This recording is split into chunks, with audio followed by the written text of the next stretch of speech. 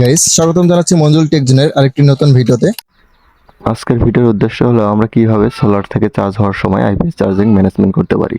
তো এখানে যে আইপিএসটি দেখতে পারতেছেন এটি হচ্ছে ডিএসপি পিওর সাইন আপ 2 এর একটি আইপিএস।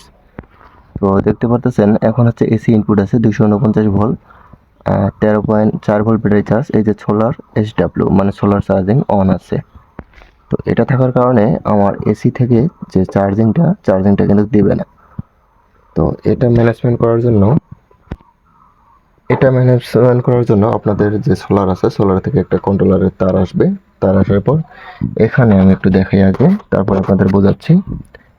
এখানে দেখেন, এখানে এই যে অটো পিনটা, এই যে অটো, যেটাতে আমরা মেনু বাটাম বলি ডিএসপির। তো এই মেনু বাটামে আমি কানেকশন করে দিছি একটা 1K রেজিস্টারের মাধ্যমে। তো এটা হচ্ছে এসএমডি বোর্ড। আর এইখান দিয়ে আমি একটা যে চিকন ওয়্যার বের করে নিয়ে গেছি, আর এটা হচ্ছে এই যে ওয়্যারটা।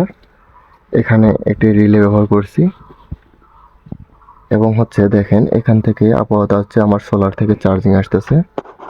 আমি যদি দেখাই মোটামুটি এখন তো রোদ নাই সকালবেলা, যার কারণে 2 অ্যাম্পিয়ার চার্জ আসতেছে, প্রায় 28 ওয়াটের মতো।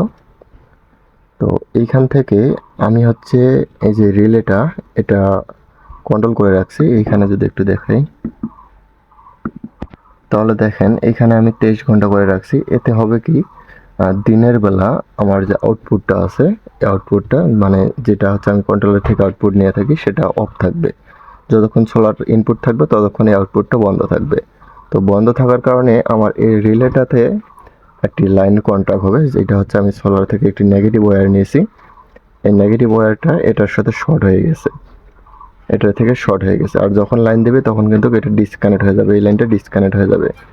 এবং হচ্ছে এইখান থেকে একটা তার নিয়ে আমি হচ্ছে যে আমাদের আইপিএস আছে আইপিএসে ইনপুট করে দিয়েছি। তো এই তারটা যদি আমি এখন খুলে দেই তাহলে দেখবেন আইপিএসটা চার্জিং মোডে চলে যাবে। এই যে দেখেন চার্জার অফ আপাতত হচ্ছে, ব্যাটারিতে যেহেতু চার্জ আছে 13.7 ভোল্ট, চার্জিংয়ে যাবে না। আমি যদি সোলার চার্জিংটা বন্ধ করে দিই তাহলে এই আইপিএসটি চার্জিং মোডে চলে যাবে। এবং হচ্ছে আমি যদি এটা এখন এখানে দেখেন, এখানে কিন্তু চার্জার অফ দেখাচ্ছে, সোলার দেখাচ্ছে না। এই যে দেখেন শুধু হচ্ছে battery charging, AC input, charger of. এখন হচ্ছে আমি যদি এই পিনটা আবার সংযোগ করে দিই,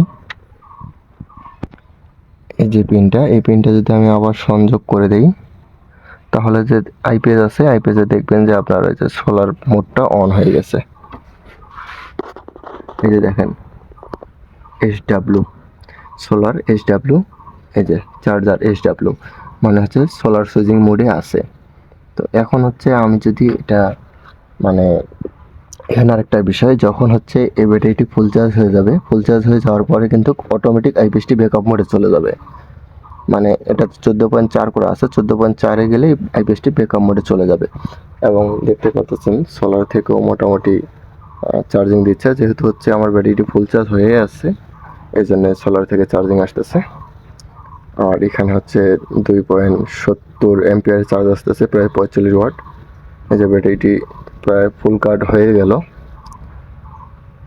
এবং হচ্ছে আমি যদি এই পেজটি ব্যাকআপ মোডে দিই, ব্যাকআপ মোডে দেওয়ার পরে দেখেন 27 ওয়াট লোড আছে, আমার ইউপিএস অন আছে।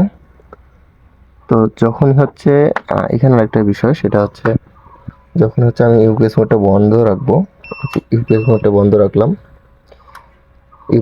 বন্ধ রাখবো, তারপরেও কিন্তু সোলার থেকে ব্যাটারিটা ফুল চার্জ হওয়ার পর ইউপিএসটি অন করে দিবে। তো এটাই হচ্ছে মূল কারিগরি। আর ডিএসপি 4 স্টেপ যারা ব্যবহার করেন তাদের তো হচ্ছে 14 নম্বর পিনে কানেকশন হবে।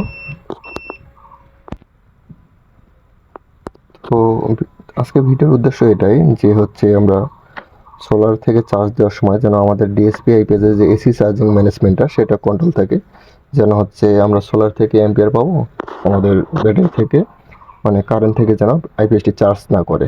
তো এটার উদ্দেশ্য এটাই। আমরা চাইলে হচ্ছে এভাবেই আমরা আমাদের যে এসি চার্জিং ম্যানেজমেন্টটা এটা করতে পারি। তো যখন সোলার থেকে চার্জিং হবে তখন হচ্ছে এটা মানে একটা নেগেটিভ ভোল্টেজ দিবে আমাদের ওই যে মেনু ইনপুটে, তারপরে হচ্ছে চার্জিংটা বন্ধ থাকবে। আর এখানে অবশ্যই একটি রেজিস্টার ব্যবহার করবেন, 1K 2K এরকম মানের রেজিস্টার ব্যবহার করবেন। আর যখনই হচ্ছে সোলার ইনপুটটা বন্ধ হয়ে যাবে রাত্রেবেলা, তখন আবার হচ্ছে এই রিলেটা কাজ করবে না। তখন এই রিলে যদি অনও থাকে, কারণ এখানে আমার নেগেটিভ ভোল্টেজ নাই, তখন কিন্তু ওই এসি থেকেই চার্জ হবে। এটা একটু খেয়াল রাখবেন।